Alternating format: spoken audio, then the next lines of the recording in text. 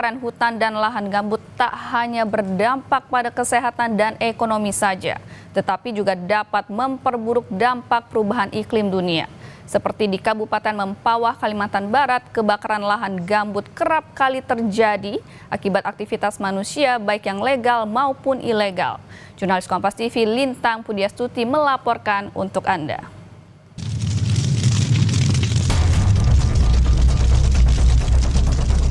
Kebakaran hutan lahan gambut yang terus berulang menyebabkan degradasi dan penurunan fungsi lahan gambut. Berdasarkan data BPBD, setidaknya terdapat 13.000 hektar hutan dan lahan di Kalimantan Barat terbakar di tahun 2024. 1.000 hektar diantaranya merupakan lahan gambut. Tak jarang, kebakaran terjadi karena aktivitas manusia seperti penebangan, pengeringan, pembakaran, dan pengelolaan tata air yang salah. Udah sampai itu lagi. Menjadi salah satu daerah rawan kebakaran, hutan di Desa Malikian Kabupaten Mempawah, Kalimantan Barat mengalami kemunduran sejauh 2.000 meter dalam 10 tahun terakhir. Kini, masyarakat berbenah diri, berhati-hati, manfaatkan hutan agar tak semakin dikebiri dan menjaganya tetap lestari.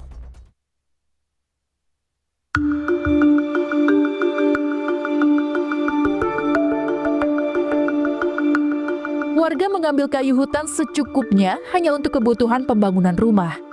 Kayu yang diambil pun hanya yang sudah tua dan keras dengan diameter 25 meter ke atas.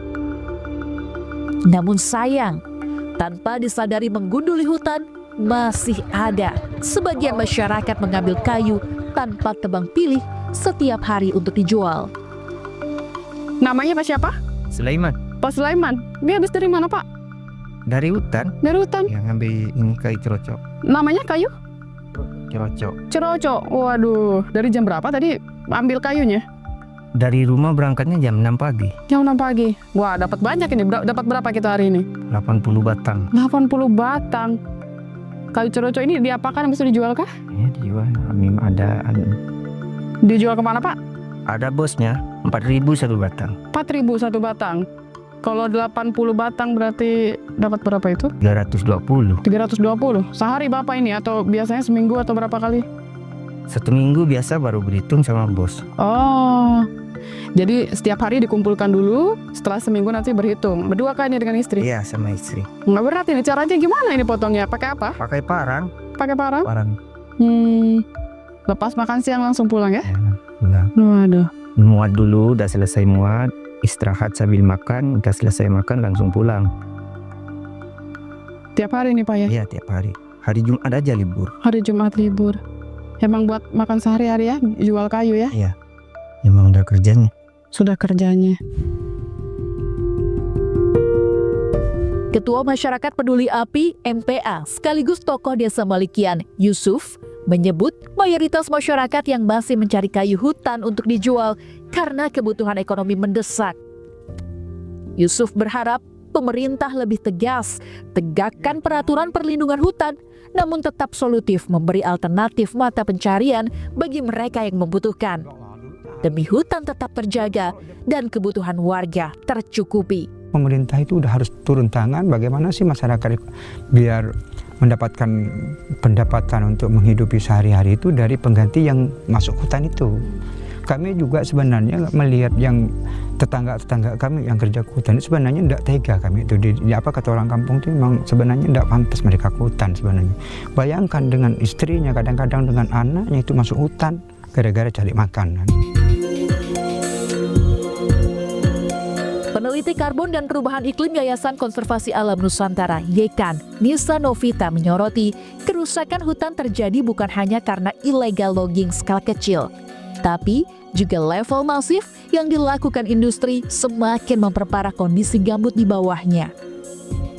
Rusak itu bisa karena dia bekas terbakar, bekas illegal logging, atau drainage, artinya itu ada pembuatan kanal-kanal. Jadi kan kalau gambut itu dibilang rusak kalau misalnya salah satunya sistem hidrologinya terganggu. Kendalanya ya kalau kita bicara khusus tentang masyarakat, Yang pertama memang jika dari data sosial yang kita lakukan gitu, edukasi, tingkat pendidikan itu juga berpengaruh tingkat ekonomi. Jadi dan juga di sini kan terbatas untuk mereka mencari livelihood, opsi-opsinya juga terbatas, dan kita sebenarnya kalau bicara tentang kerusakan hutan nggak hanya masyarakat, masih ada aktor besar yang lebih besar, misalnya dari skala industri gitu kan. Jadi makanya sekarang kan ada multi usaha ya untuk HPH, jadi sebenarnya itu juga sangat berpengaruh sih, bagaimana sektor-sektor industri yang lebih besar juga lebih aware gitu ya tentang efek dari kerusakan gambut ini sendiri. Maraknya pembalakan liar atau illegal logging mengakibatkan rusaknya tutupan hutan sehingga mempercepat pengeringan lahan gambut, kehilangan kemampuan menyimpan air, serta meningkatkan risiko kebakaran. Ekosistem lahan gambut yang tak ideal ini memperburuk dampak perubahan iklim. Demi merestorasi kondisi hutan gambut di Malikian Mempawah ini, Yekan turut aktif secara sains maupun pendekatan masyarakat untuk meningkatkan kesadaran serta kepedulian tentang hutan gambut.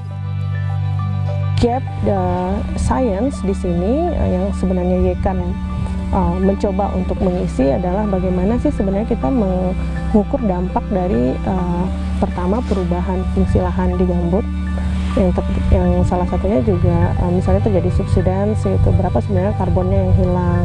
Terus yang kedua, saat hutan yang sudah bukan hutan yang ekosistem yang sudah rusak, kita coba kembalikan atau kita lakukan intervensi melalui rewetting atau penanaman, itu akankah membawa dampak positif atau biasa aja atau negatif dari sisi emisi. Jadi dia kan ingin melengkapi kegiatan restorasi, yaitu melalui pembuatan kanal blocking, pemberdayaan masyarakat, penanaman itu di daerah yang belum dapat support baik itu dari pemerintah atau stakeholders lain. Pemerintah desa juga turut andil gelontorkan 20% dana desa atau sebesar 200 juta rupiah per tahun, serta pengadaan 6 unit kultivator untuk melengkapi kebutuhan ketahanan pangan sehingga masyarakat dapat beralih dari pekerjaan yang berpotensi mengikis hutan ke bidang pertanian. Jadi kita juga punya niat dan mudah-mudahan dari cita-cita awal ya, karena saya juga petani, mudah-mudahan ke depan nanti ini di daerah sini bisa menjadi sentra horti nanti. Dan saya harapkan semua masyarakat di sini, terutama yang pekerja hutan tadi, supaya berhenti dari pekerjaan hutan itu, supaya bertani semua. Nah, karena kita desa siap support. Kementerian Kehutanan menegaskan komitmen menjaga kelestarian hutan gambut dilakukan berkolaborasi dengan lembaga swadaya masyarakat atau LSM, baik dalam maupun luar negeri, untuk menambah kekuatan dari segi ilmu maupun finansial. Sementara kita masih mengikuti regulasi yang ada, tapi dalam hal kerjasama, baik itu di dalam negeri maupun di luar negeri, tentu kita mengutamakan 3M. Satu adalah mutual trust, kemudian yang kedua adalah mutual benefit, dan yang ketiga adalah mutual respect. Ketika nanti kerjasama ini telah selesai, bagaimana keberlanjutannya. Nah, ini sebetulnya yang menjadi PR kita, tidak hanya kami di pusat tapi juga di pemerintah daerah begitu.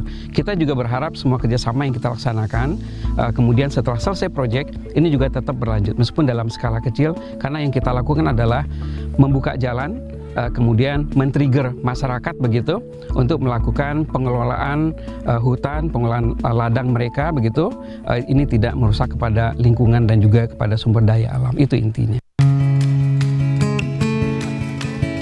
Kebakaran hutan dan lahan gambut tak hanya berdampak pada kesehatan dan ekonomi, tapi juga secara global memperburuk dampak perubahan iklim. Memulihkan ekosistem hutan gambut yang rusak memerlukan upaya bersama demi keseimbangan alam dan generasi mendatang terjaga. Apa yang kita lakukan pada lahan gambut hari ini akan menentukan kualitas hidup kita dan generasi mendatang. Gambutlah salah satu aset yang bisa bantu selamatkan kita hadapi tantangan krisis iklim yang tengah berlangsung di depan mata.